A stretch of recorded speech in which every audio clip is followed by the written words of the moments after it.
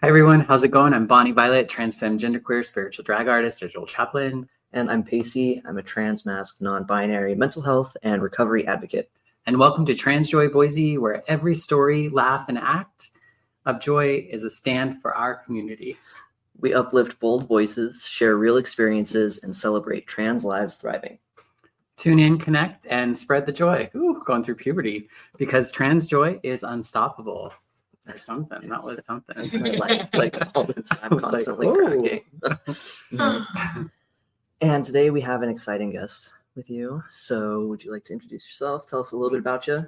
Yeah, so my name is Krystal Moore. When I'm on stage, I say that's Krystal spelled like a stripper would spell it. It is. With a K. K. Yes, that's right. There's always somebody in the audience too that's like, No one. they know. Yeah. And I am a stand-up comedian and a comedy producer. I produce comedy shows here in Boise. I have been for like 10 years now. Yeah, so it's been a little bit, and I'm excited to be here. Talk to you guys about comedy and joy. Yes, yeah. Yeah, I think what I'm in the business of. Yeah, we're really excited to have you here as well. Some people might think it's an odd, I don't know. I think some people might think it's an odd collaboration, but I think in a lot of ways it makes a lot of sense. Doesn't it? Yeah. Especially right now at this very time, like we're in Idaho, and the population is what the population is, right? And it's it's important to come together. All of everybody that wants to just not be an asshole, right? And be joyful together, I think is important. Yes. We've talked to a lot of people that have just been kind of starting to feel the effects of constantly being anxious and scared, so I know that we've had conversations with folks that would really benefit from this, just because we need these avenues of joy and laughter just to distract and just some sort of self-care during all of this. I genuinely believe like laughter's the best medicine for anything, and it also like deflates tension in this really unique human sort of way, and I think it's our best tool for one, like running this marathon, and two, like changing people's hearts and minds along the way so that we can win the marathon, at the end. And also we just need it because that anxiety is like, that is that tension, and comedy has this way of just popping it like a well-timed fart, Right. I think it also just like it's perfect. I think it also is a way to kind of reach people that wouldn't typically listen to us. I think that you're able to frame it in such a way that they can almost relate to it or see the humanity because they see the humor in it. And I think that's it's an opportunity to maybe, like you said, like change some people's hearts in what they're thinking. Yeah. It can feel like, exactly. I don't know, I think sometimes it can feel like, because I feel like I've been feeling it a lot. Like, I feel like I'm finally, like, I tend to be the one that's like, kind of like keep things far enough away to where they don't really like impact me too much. And I would say this week it's been really tough for me. And so I think sometimes it's like, well, I don't know, it's like, what's there to laugh about? And why laugh? Like, why is it important to laugh? Maybe you could tell us why it's important to laugh, especially right now. Gosh, because you'll jump off the top of a high building if you don't. That's why. Oh, for mental health, maybe. Yeah, for mental health, exactly. For survival, like literally, we have to. And I think it's a weird human bonding thing too.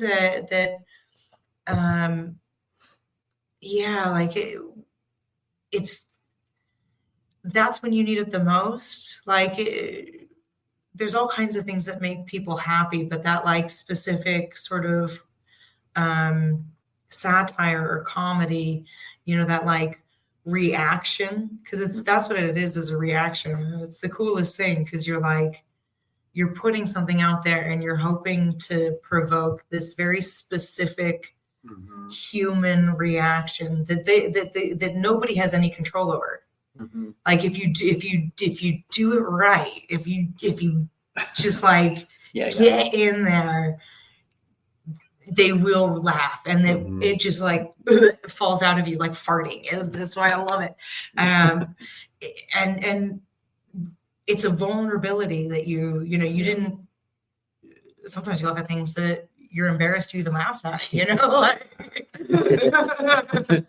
it's so potent. But I think it has a way of, on the individual level, when you're anxious or you're depressed and you're like, what is there to laugh about? And a lot of times there's very little to laugh about. All of these things that are happening, none of this is funny. This is fucking bananas is what it is. Yeah. I don't know what else to do but like laugh with some people that are good people that connect with people in that way. And because if we're all doing that and we focus on that, I think we can get more people, right? Like it snowballs, right? Like, well, and in comedy, there's kind of a top and a bottom, so to speak. Like there's like you have like the person who's receiving there and everything. There's a top and a you're bottom. Like receiving the humor, so you're laughing. But I think there's also like, I think for me, I've been more on the other end. I guess I'm more of a top when it comes to comedy. Bonnie, I would just say like, I know, right? Gosh, I'm blushing.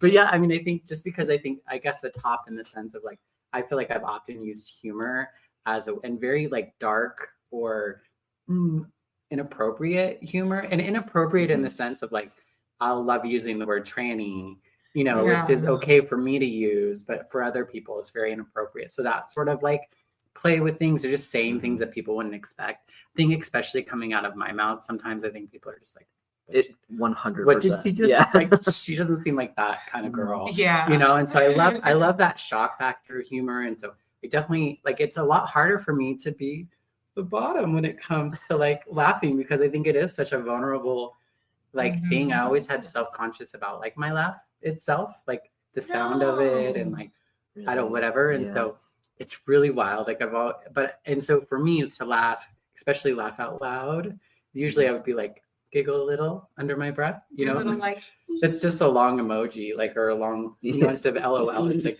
G-U-B. Yeah. And I don't know where I was going with that, but. Well, I think that like a lot of dark humor is used in trauma, like that's one way that some people cope with trauma. And also like I went to massage therapy school and they train you to deal with what are called like somatic emotional responses. So those happen. And I was a total fucking skeptic about this until I saw it happen. And I was just like, holy shit. Yeah. So we were learning in this instance in acupressure. So it's like acupuncture, right? Yeah. And if you just press on like the body parts in like certain places, it can release trauma that you've been holding on. And one is sobbing, like, and these are uncontrollable. You cannot control these responses. But the other one is laughing. You will just start laughing uncontrollably, and they teach you because it scares people. Like it happens and they don't know because they physically can't control it and they don't understand it. So we have to kind of talk them through it and tell them that it's a natural response. But it's very fascinating that laughter is one of the ways we release trauma, even in sense like a sense where it's not intentional at all. Medical kind of. I'm so happy to learn that. That is because I have seen like TikToks where somebody's like shaking or crying, but they never show you ones with somebody. I don't know how that didn't come on my feed because you think like the somatic laughter would for sure be in my TikTok feed. But oh my goodness, I love that I know that now. Thank you. Yeah, absolutely. That's fantastic because it really is. Yeah, you're like, because there's things, my daughter and I share some traumatic experience, and there's definitely like this reactive kind of joking about or laughing about this thing that you know, we know socially we can't just like share with everybody. We would be like, what definitely. What did you just say there? Like, What? yeah. What? Oh, don't talk about that. But it's, you know, and it's just her and I. You do, and you.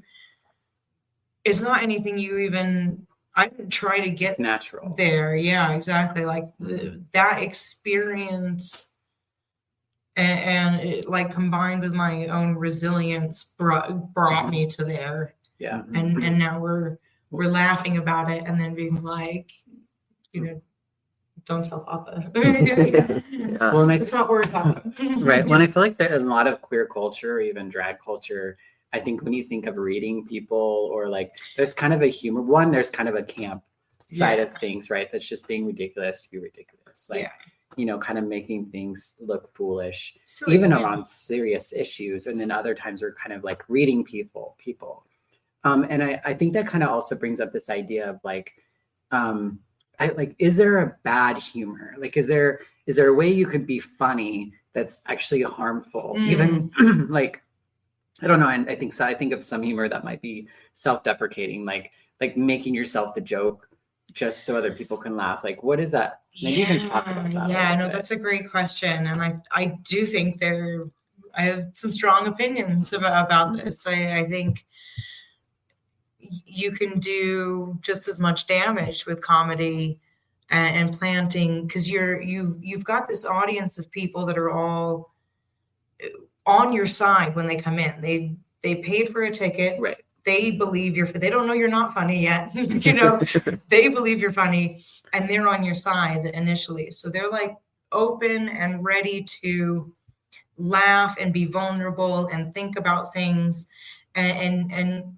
seeds will be planted in everyone's head, regardless of how good a gardener you are or thoughtfully you're doing that. So I think, yeah, it's definitely something that, like, I really believe if you're going to come up here and hold a mic and talk to people in that way, and because you are sort of manipulating all of these people, there's this coercion happening. It's consensual, right? Like they've come here, but there is this coercion happening to not just make you laugh, like whether you're trying to or not. You're going to be planting ideas and perspectives in people's hearts and minds. And I think you should be very sensitive to that and very careful of that. Like personally, I don't always like self-deprecating humor. I think it can be done very smart and very thoughtfully, but yeah, oftentimes I think. But you can tell when people are doing it from a place that's like it's like, because I think you can be self-deprecating on the other side of something. Yes. Like where it's not, it's really not deprecating to you.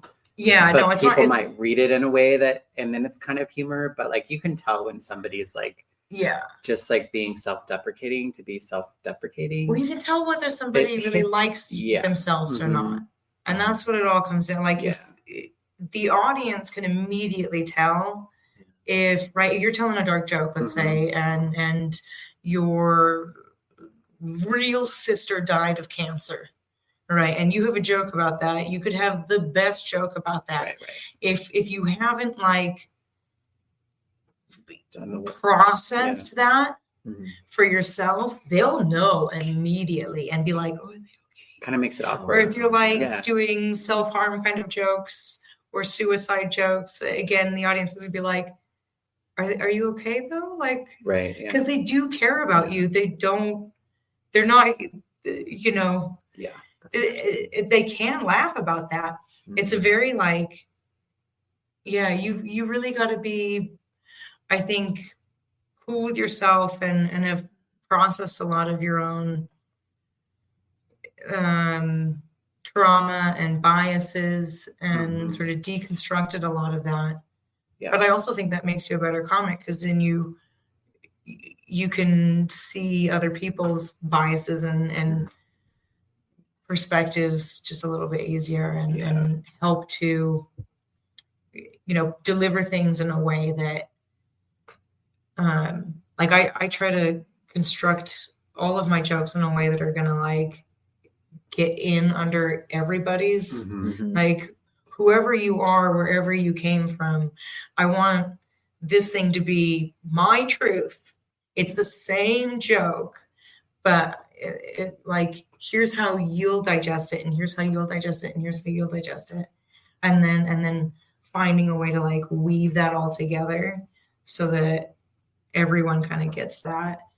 Because I think you have to really, you're putting ideas in people's heads. And anytime you're putting ideas in people's heads, you should do that thoughtfully and with love and intention. I feel like that's just kind I to think that do. it can also be really harmful, not just like self-deprecating humor, but oh man, sometimes I'll be on TikTok or something, and for whatever reason, my feed will just be fucked for some time. Like for whatever reason, I'll get comics that are, you know, red hats, you know, and I'll watch for a second because I'll be confused. I'll be like, okay, so there's going to be like a really gay punchline in this, but then there isn't, and you can see this entire room of people that are now like, maybe they were on the fence, but now like it's okay for them to be laughing about this and be laughing about maybe even the concept or the notion of harm towards people in the queer community. And I think that that is really dangerous, but you know.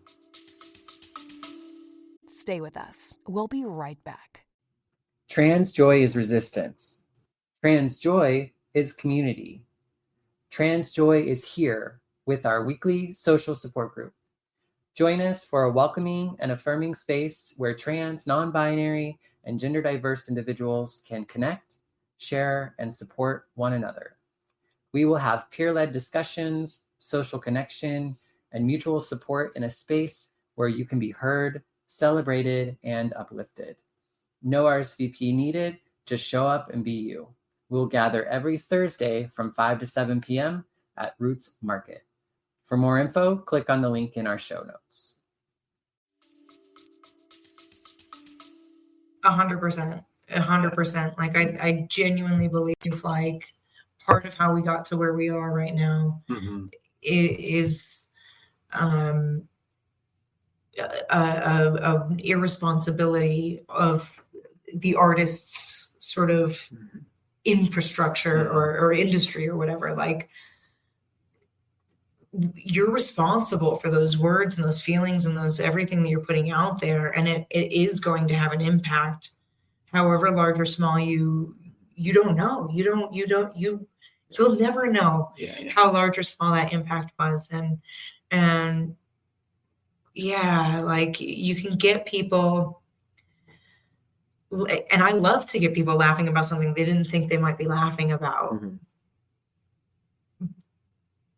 Which is why you got to do that, like, work on the right side of things, you know, on the right side of history, so to speak, so that you're not, making it okay for people to laugh at something that they really shouldn't. If we're all really honest with ourselves, the only reason we're laughing is because we feel uncomfortable right now. And that's really what laughter is. We're uncomfortable for a second, right? There's this tension.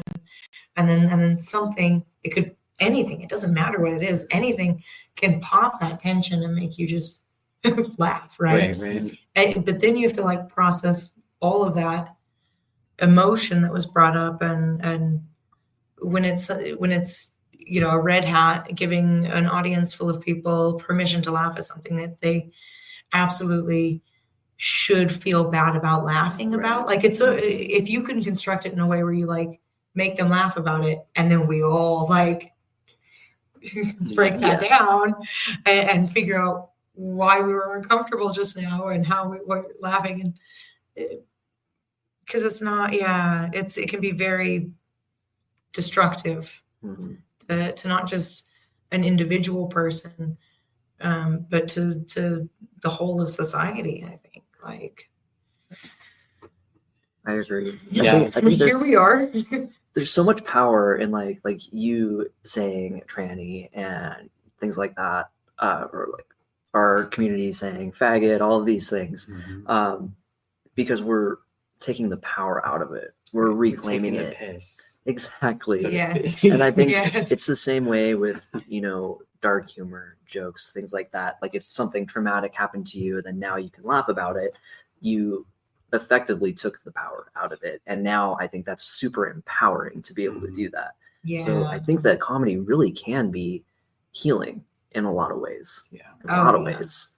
So not just to like you as the comedian saying what you're saying, but to anyone in the audience that's had even a similar experience, you know, like the Jack Mormon show that I do is very much like, you know, the sacrilegious sacrament meeting, and most of them are, or about half of them actually are ex-Mormons. So we all have this shared experience, and we're all sort of going through this cathartic, almost recovery. Yeah, if you it's will. very at the end of it, and it's nice and necessary. I look forward to it.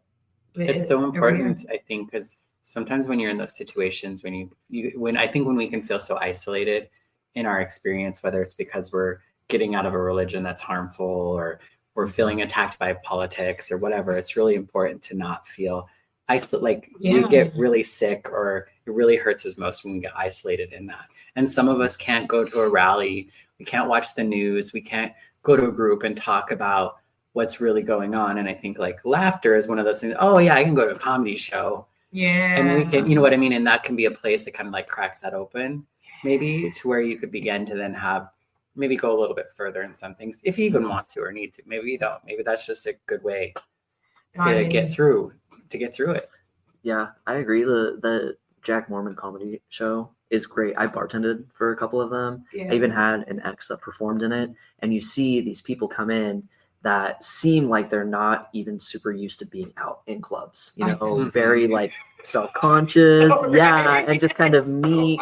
And then throughout the night, because they see these comics, then usually the last one is, there was a guy that was, his comedy was fucking rough, and I loved it. It was really dark, and you see these people that were very timid and stuff just laughing about it. Like, it's Miles. Yeah, I was cracking up at his shit about like being a Boy Scout.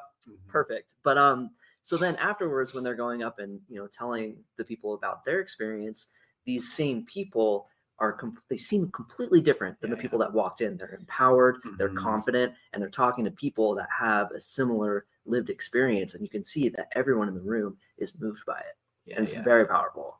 Well, I think especially like with a group of people, isn't there that joke, and it's horrible, but something like only go out drinking with one Mormon, not two. To go out with two instead of just one, because they'll drink all the beer if there's only one of them. You only bring one Mormon on a fishing trip because you bring two Mormons on a fishing trip because they won't drink. Something like that. It's something like that. Or they won't drink with each other, but they. Yeah, and I think a lot of us are like that. If somebody's looking, or you know. Yeah. When they're so used to like policing each other, and policing themselves, like it's a very self-flogging sort of religion, and in a really sort of American capitalist sort of way that is also, you know, generally, if you cut out, if you ignore some of the like man and woman sort of all of the every Christian church, right? If you put that aside, most of the values are pretty moderate, kind of like services and good works, and it's all of that, you know, and it grows these like really generally pretty kind, gentle people, very theatrical, because they got so much bottled in. Like, they gotta dance it out. Dance it out. Do a little musical about it. And yeah, it's a thank you for sharing that like perspective of seeing them all come in there like that, because I get that feeling too, and they, you know, they come talk to me afterwards, and that's one of the shows that I need like a week after to just like cry Yeah. and lie in bed and then cry some more. And because it's everyone's, I'm just like so fucking proud of everyone, you know, I'm like, you did it. Yeah. You're here. You're here. And whether you're here and queer or not, like this is probably your first time in a gay bar. And I'm proud of you for being here right now. We're like it's a lot. All in one night. It's just like so all of these, like we go to a whole you're breaking like everything. We're It's breaking like it all. In the magic Mormon underwear with my bra and panties on top, because that's how you're supposed to do it. It looks completely ridiculous. And they don't really. That's how you usually come out of religion, though. It's like all or nothing. Because that's what religion is a lot of time. You like, don't do this, don't do that, don't do this, don't do that. And they're all like equal. Like sin is sin, right? Exactly, and so it's like, okay, I smoked a cigarette, fuck it. Like I'm gonna be a stripper. I'm gonna start doing drugs. I'm gonna like all this sort of stuff. Yeah. Yeah, because like because it's all in the same bucket of sin, and it's all which I think is honestly one of the most damaging things to society that Christianity has done, is like making all sin this one. Everyone is sinful. We're all born into this, right? And it's all equal ground. And it's like for sure that's not the case. It's all that binary thinking. That's why they hate us, because we're like non-binary. We fuck with it. We're just there's more than two options. Bending all of the genders and rules and putting things in new holes we didn't even make. They're like, this is too creative. Stop that. We can't. Which one? Where are you going? Yeah, nice. Which I think kind of leads us into like talking a little bit about like why I think like we've been talking for a little bit about putting together like a trans show, much like say the Mormon show, except for it's around transness. And so, and we want to call it the Tranny Shack, which we did not make up. Like there's history with that name. Most people stopped using it because they can't use the word tranny, but we're taking it back. You take it back. Yeah. I'm excited to make that. I mean, some of the publication might graphics. I know people are going to be like, look like T-Shack from far away. Right. And then you're gonna get in there and non-trans people are gonna be like, it'd be like, where are you going? Oh, I'm going to the T-Shack. I'm going to the Liquid Lab. I don't know, right? Don't worry Which I think is so great about it. And so not only like are we gonna do like the Tranny Shack show, but we were talking a little bit about kind of like, I guess not necessarily like good humor and bad humor, but this idea of healthy humor or utilizing humor as a way of kind of like getting through things, or as like something that's helpful to us and maybe helpful to the people around us. And so we wanted to be really intentional about having the show. And part of that is, one, there is not a lot of a professional or official like stand-up. There's some hilarious trans and non-binary folks. Oh yeah. But there's not many that are like in front of the lights like we are right now. And that is definitely we have a shortage for sure of really queer people in general in stand-up comedy here in Boise, Idaho, or Idaho at large. And then part of that is just, again, the population like size, but like part of that I think is that of all the different creative things and performative things you could be doing, stand-up comedy has traditionally been the straightest.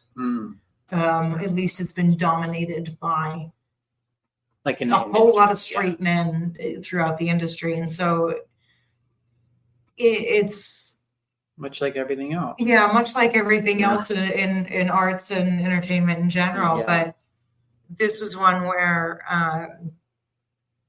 it's always been an issue here in Idaho, and and that's one reason the all of the shows I do, I've got a very like the Jack Mormon show. Most of those ex-Mormons are queer somewhere, somehow. And you know, the femme fatale show is femme and non-binary, and we even make fun of the whole, like, I have a man we sacrifice at the beginning. Oh, He's nice. the sacrificial man, and I pay him 70 cents on the dollar. And he's got to be funny enough that I want to pay him, and feminist enough for my own good. And or I just want to watch him suffer in front of an audience of feminists. So and we'll all know which it is. Right. But you know, that there, I really have to thoughtfully book my shows out and you know, put people, spread them all out. So I've got a little bit of and I don't book that many men on sometimes the comedians book men. Like, You're crying about it. psychotics, just fucking don't worry about what we're doing over here. You continue to snip each other's buttholes and leave it alone. So I got approached to, you know, who do we have in Boise that can be a feature spot on this show that's coming through, and I'm like, oh, hang on, let me, you know, look at my list, and you know, in my heart, I know there's like, I'm like, want to?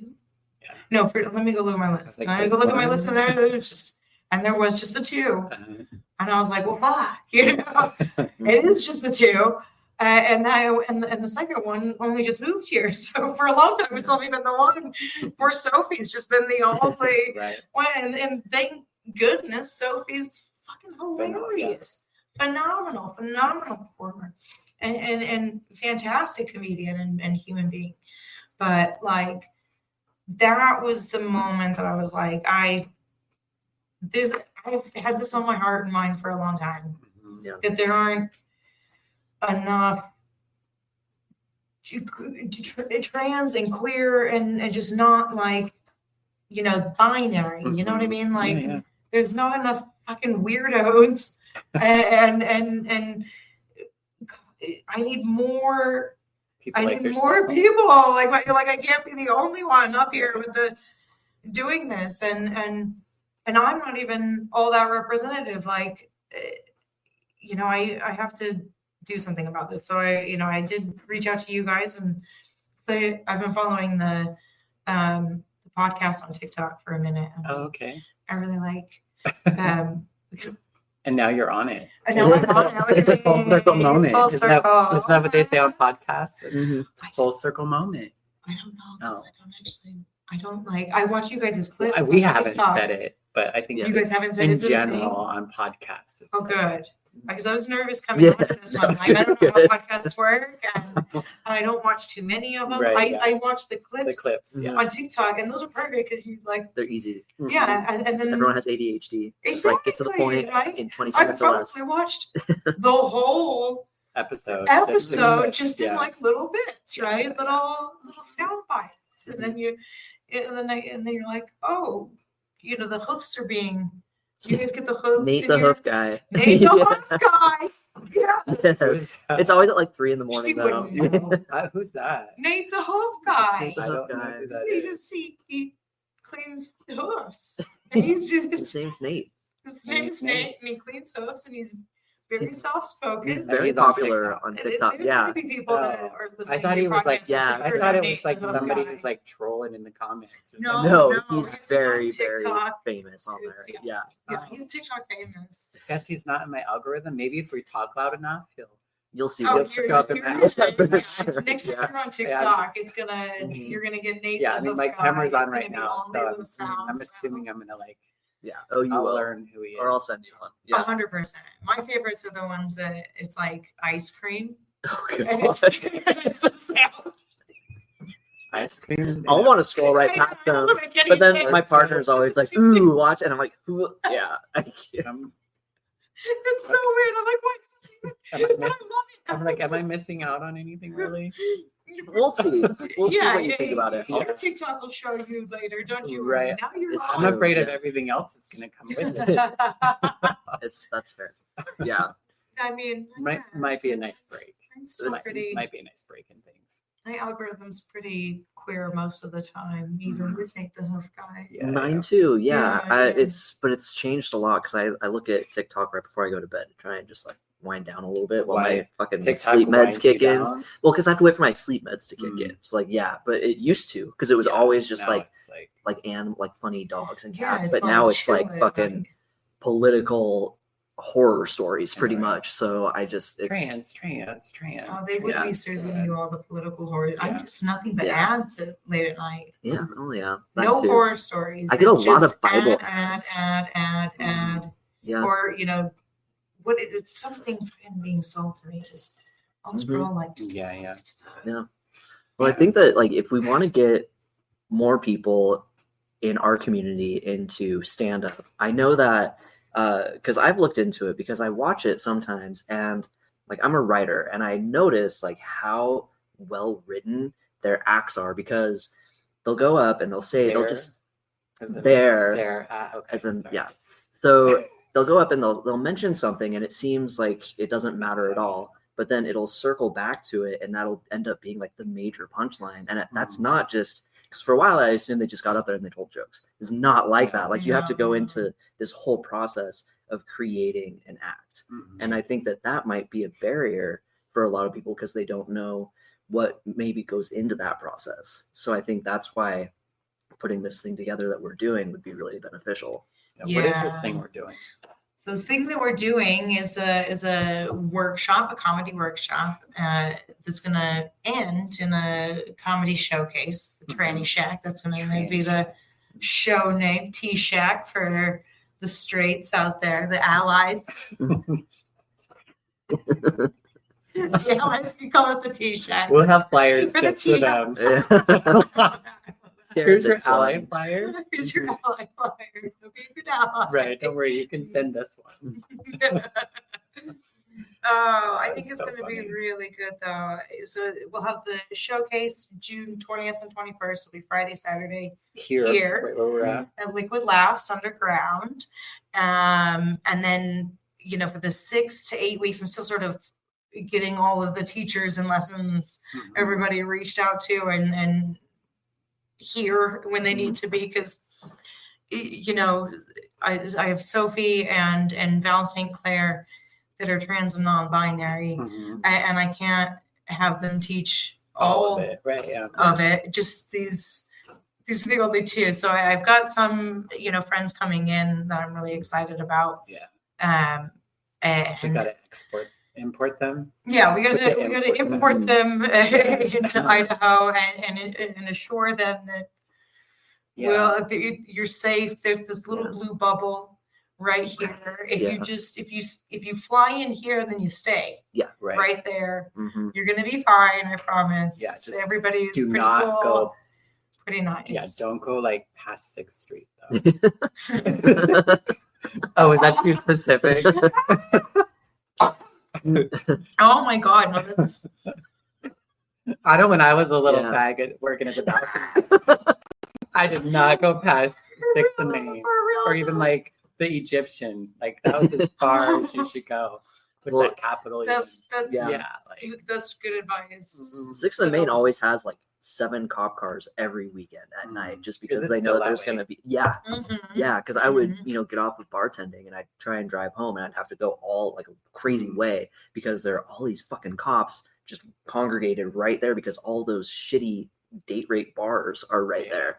So Yeah. No, I hadn't been down like I haven't been to the east side of Big Street in a minute. I'm 41 these days. It's been a minute since I've been to the east side of 6th Street. But I do the trolley, this booze cruise trolley those little comedy pedals. show. Well, no, we're not pedaling. We're on the trolley. So the trolley contacted me about doing like comedy history tour, and I was like, that's going to cost thousands of dollars for me to research and write and perform. How about we start, because I know you don't have thousands of dollars. That I hope we get there. No, I'm looking forward to that. Like, what can we do for 200? Yeah, what can we gotta do for get 200? Exactly. We can do a booze cruise, Mhm. and I'll bring the jokes I already got. Right. And that's done so well. Like the thing is, the booze cruise, no pedaling required. So it's been a lot of fun. With the downtown one, we had Cactus Bar is one of the stops. So we would go liquid, upstairs liquid, and then Cactus Bar, and then the balcony. Just a really fun little loop, and you in there at the balcony, you get some people into the balcony that might not typically come to the balcony, but they're all like cool because I fucking mom-eyed every single. I mean, like, if you're not going to be fucking cool at this place right now, you're going to stay at the goddamn trolley. Well, I mean, and I won't judge you, only I will. Yeah. But that's your fucking problem, and nobody's been shitty. The balcony's been a petting zoo for years. Yeah, it's a petting zoo. It is. It really is. 100%. Yeah. Oh, look, it's a gay. It really has become that. It really has. It's one of those transgenders. It was just gay. Yeah, it's not gay. It hasn't been gay in forever. No, it's like gay in the homonormative way. Yeah, like the gay washing. Yeah. I was working there one night, and this woman came up to me and was just like, and it seemed like she was well intentioned, but she was drunk and Southern, which to me is a fucking red flag. And she's just like, "Are you one of them he, she, thems?" And I was like, get the fuck out. Like, no, go away. Yeah, but I would get the most ridiculous phobic bullshit at the gay bar. Yeah. So far. I mean, it's starting to change now just because of the state of the country. But yeah, it was just wild to me. So yeah. So what are some of these workshops? Like, so I've never done a comedy workshop. I think we'll definitely, I've got a couple of different comics that I'll have come in and I don't know what they'll bring to it. Like, they all have their own sort of strengths and experience in comedy. Gotcha. So as I only just got the date for this, by the way, like 2 weeks ago. Yeah. So I'm like, she's known for months. Yeah. I'm still pulling people together. Totally pulling it together. But like, writing is gonna have to be one of them. Obviously, understanding how to take a concept that is funny and how to make it a premise and a punchline, right? And then how to expand that premise and punchline so that it like keeps doing this, right, and then comes full circle, and you're like, oh, we're there again. Nice. That's what we were talking about the whole time. So kind of like the writing, how to write a joke, but how to do like a full act. Probably even like, I mean, it could be really hard to get in front of a bunch of people. Like, even if you like write something, I'm assuming there's going to be a little bit of like, we'll definitely have one class on, just like that confidence on stage and where you just like put them at the corner of 8th and Main, and they just with a microphone, be like, all right, make somebody laugh. All right, bust here. Oh, that is so nerve-wracking. Comedy busting? Why not? I've done my fair share of comedy busting. Yeah. Curbside. It's rough when you get it with daylight and we're looking at each other's faces, like into each other's eyes. Well, they do it at the State House all the time. I wish I need to funny. Yeah, me too. like more intentionally. Yeah, funny, not like. Yeah. I wish this weren't real. Absolutely. It would be hilarious if it were fiction. Exactly. Yeah.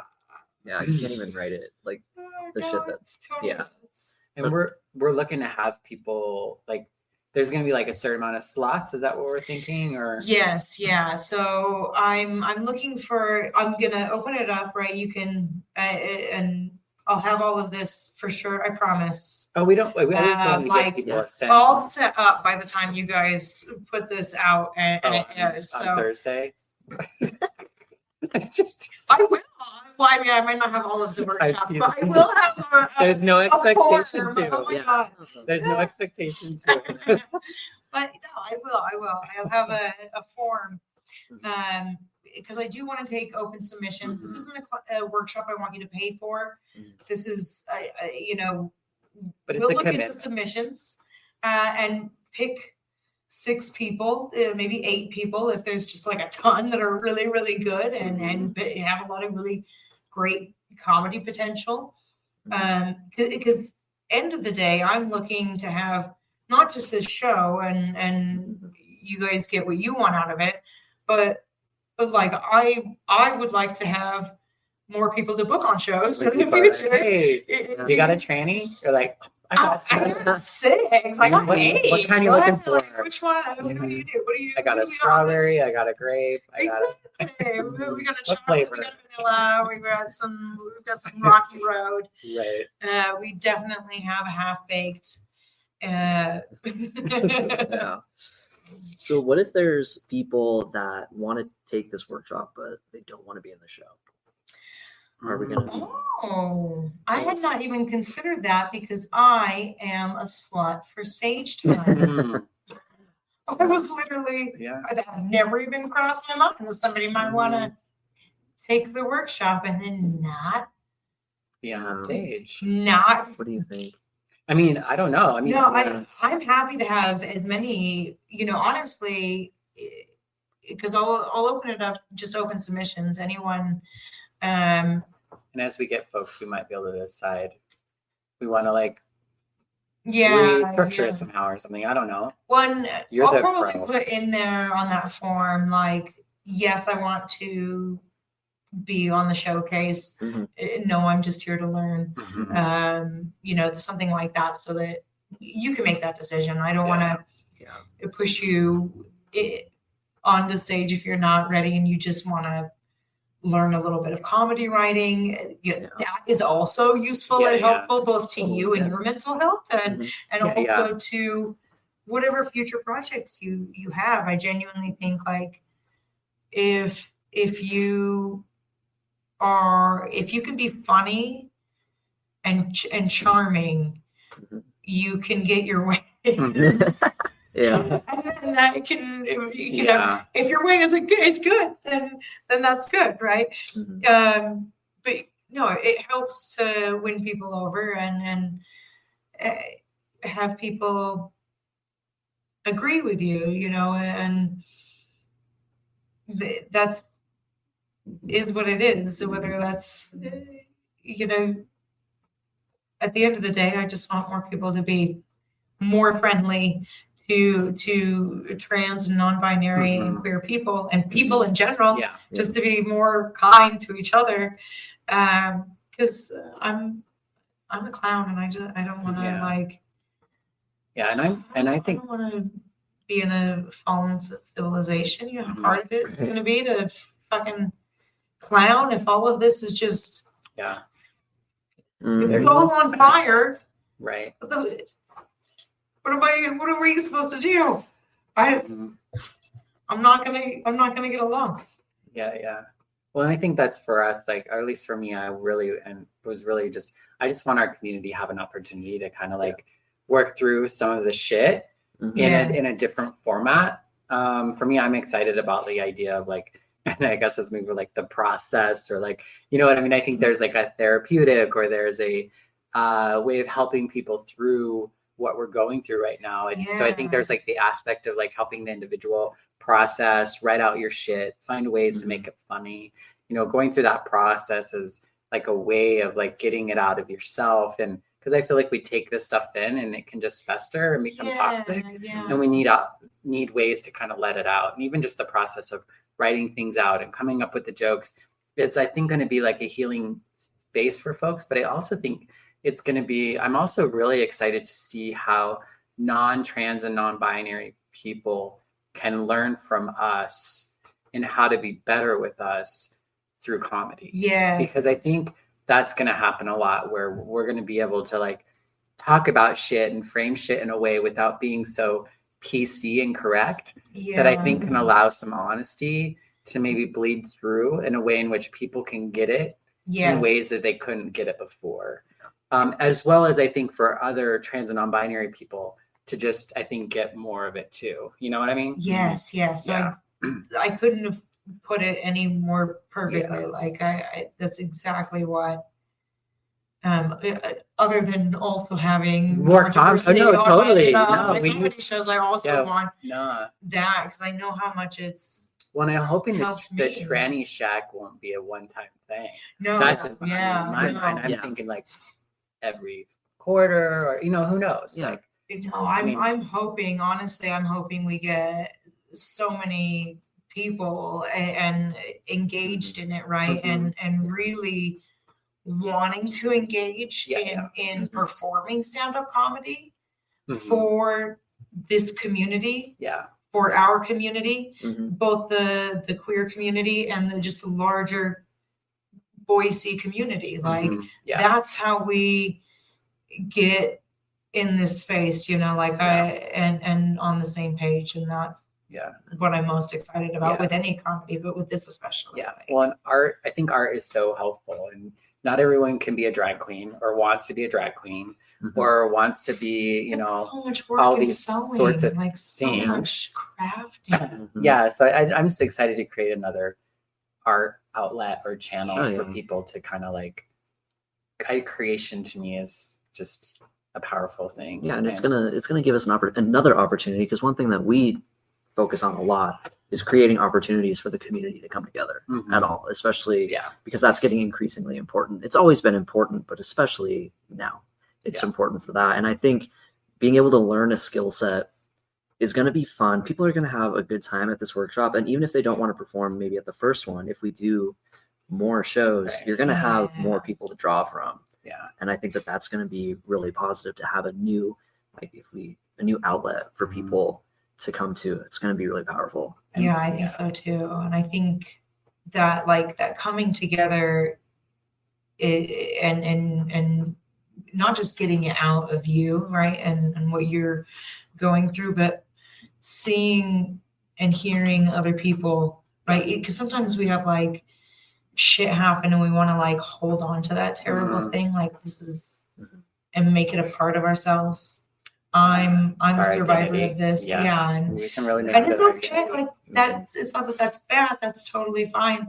But also none of us are alone in those things. Actually, nobody is alone in any of those things. There is some other human out there that is no shit had almost the exact same experience.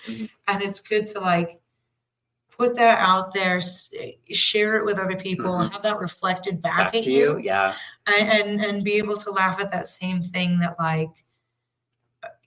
we all, and the other thing that I think is really good about it, that'll be good about getting everybody together on this, is you can kind of see how different experiences or different perspectives or different premises are actually kind of similar. Or how they reflect each other. So I think it'll be really good for that too. I'm excited in the same way that Jack Mormon has that effect. Well, and in just regular storytelling, we know that I know I've had plenty of experiences when I've been able to talk about my stuff that I don't like, or that I've had shame around, or I haven't felt good about, and then I have an opportunity to share that with someone else, and then they're like, oh, me too, and then they're able to actually, you can see that they're better off because they heard that story. It makes it almost worthwhile. It almost makes it okay that I went through that. Do you know what I mean? I'm like, okay, well, maybe not that I don't believe in that shit that you go through things. I don't believe I went through that so that I could help somebody else, or even so that I could help that person. But I think because these things happen to me, I can choose to use them in a way that is helpful. You can give them meaning. And I get to pick what that meaning is. Exactly. Too. Exactly. I think that's the power of any kind of art, but especially writing and comedic writing, because it's true, but it's not. You are using your opinion, your perspective, your experience, but you're couching it in a very specific way with a very specific purpose, and it allows you to deconstruct, reframe, and have fun framing it in all kinds of different ways. Like I love the challenge of writing the same joke for multiple different kinds of audiences, and seeing how many different ways I can tell this same joke. And then it's like a little secret joke for me that like this group of moms laughed at that joke that this group of queers all laughed at too, or this group of feminists that are like, like I love.